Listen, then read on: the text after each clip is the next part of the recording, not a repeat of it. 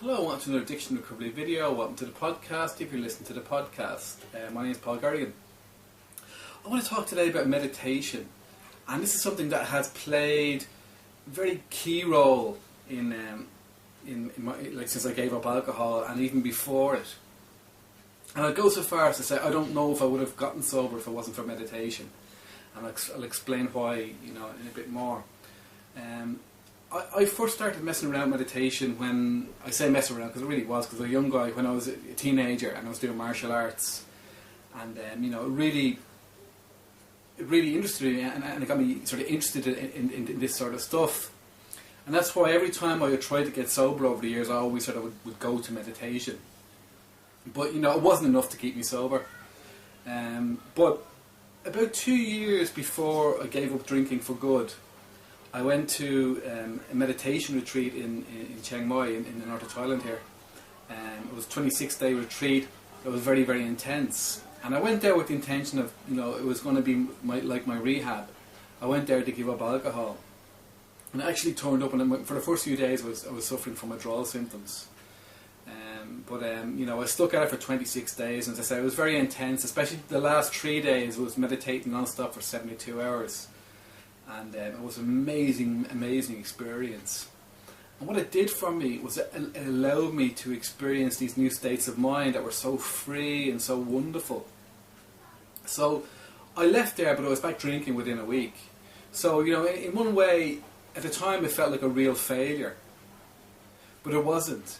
Because what that did, that period of meditation did, was it gave me a taste of what could be possible. And it meant that all the way before that, I would want to stop drinking because I wanted to escape the mess and I wanted to escape the pain. But after that experience at temple, I wanted to stop drinking because I wanted to enjoy that mental freedom. So it gave me a positive reason to give up alcohol. And that changed everything. And it took me, I was drinking for another 2 years after that. But it really was a game changer, And so I sometimes like to think of that as when things changed for me. Because it was definitely that experience that played a huge role. So it meant that when I was finally beaten 2 years later and I went to a different temple, that I was really ready for this new life.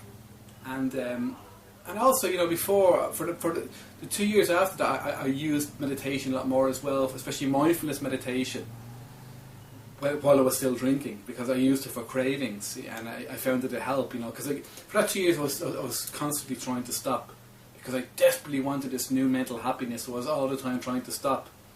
And I'd use mindfulness, and that gave me the ability to look at cravings in a very, very objective way, so I could sort of see them as just thoughts in my mind. And sometimes, it let me go a week or two without drinking, so it was effective that way. But it just wasn't enough.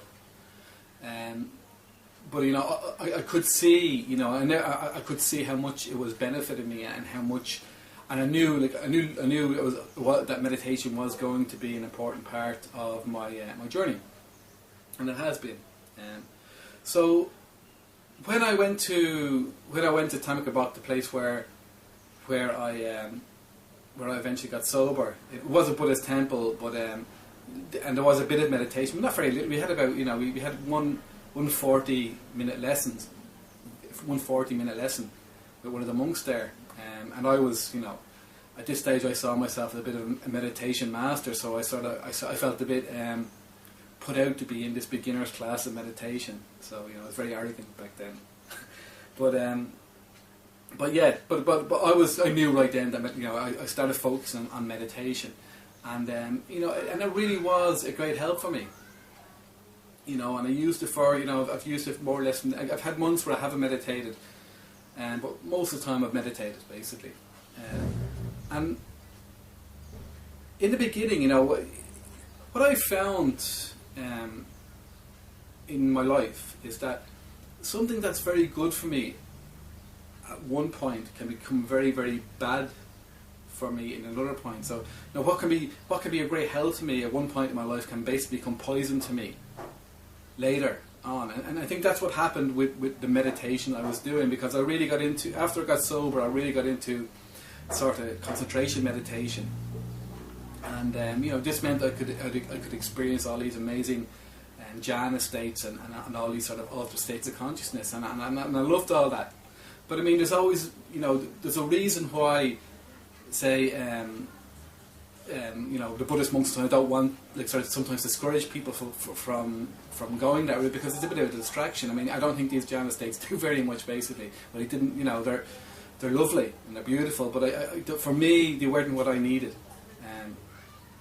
But I didn't realise what happened with. I started to use meditation as I don't want to say the same as alcohol, but almost in some ways, because it came about trying to escape reality and to enjoy something other than reality, and especially when I started mixing meditation with lucid dreaming, it sort of became this thing where it was all about escaping reality. And for a while, I thought I was getting a bit away with the fairies, really, because I wasn't grounded enough in my life. And it wasn't, my problems, I realised after I got sober, I've only realised it really the last couple of years, but my problems are basically to do with a mixture between self-hatred and self-obsession, which is a terrible mix. And that type of meditation wasn't very good for that, because it was always about looking inward, and the last thing I needed to be doing was looking inward.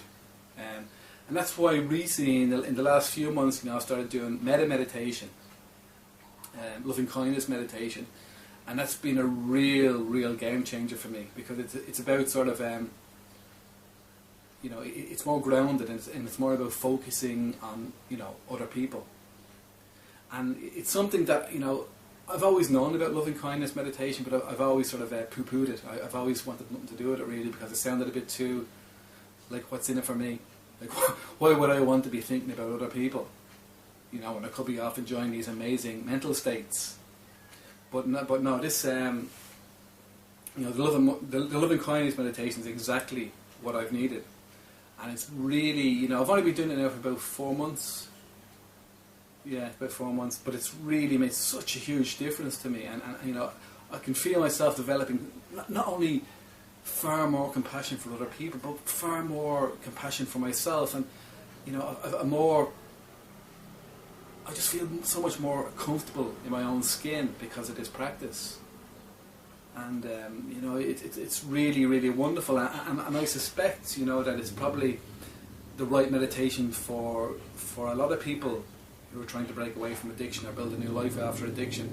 Because I know mindfulness, it's very popular, and I think there's definitely benefits, but I think this loving kindness is probably not the most exciting route to go, but I think it may be the most beneficial, especially for those of us who have any sort of self-hatred issues, which I didn't even know I had.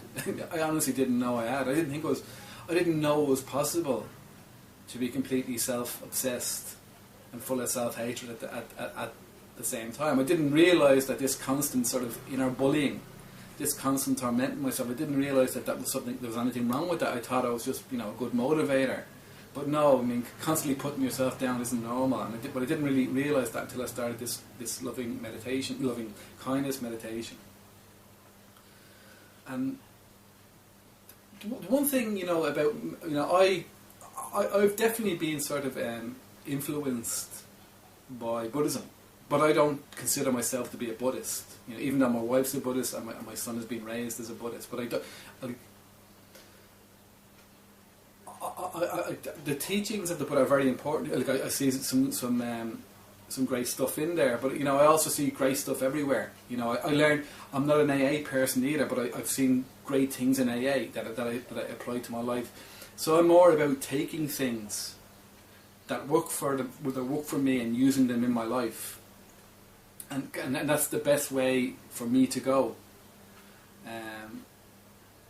And it frees me, because there's lots of wonderful things and lots of different. I don't think, and that's a great thing about. I think some people might be put off by something by loving kindness because they think, oh well, I'm not a Buddhist. But you don't have to be. There's something about that. These are just tools. and you can find the same tools and slightly different variations of it in different other paths, if you know what I mean. So I mean, I don't think that should ever put anyone off. But I don't think it's necessary to believe everything just because something in a belief system suits you. I think you just take what you want and leave the rest, basically. That's what I'm trying to say. So I would say anyone. I think it is important to be careful with meditation because it can become very,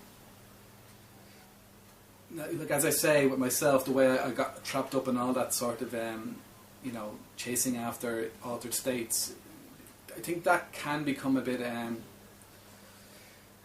bad for some of us. If some those of us who are naturally sort of inward looking, it might be a mistake to go more inward looking. And I think it's better to have something that might be a bit more grounded. But I don't know. I'm no expert. Anyway, I just thought I'd put that out there. So thanks very much for watching this video. Don't forget to visit my website, paulgarrigan.com, or my other website, Brand New Chapter. I'll put links underneath the YouTube video. Thanks for any comments. Sometimes I'm very slow answering the comments on YouTube, and it's just because it's basically because I leave them till later and I forget about them, basically. Because it means going into a different browser. Because say when I'm answering comments on my website, they're on the same browser, but because I have 2 YouTube channels, I sometimes forget. So please don't be offended if I don't answer your comments for a few days or even a couple of weeks. It's just that it's just the way I'm human and I sometimes forget things. But please do leave the comments. I do always read them, and I do always sort of mean to reply to them. And I always have the reply worked out, but it just sometimes things happen. So thanks very much for watching, and goodbye.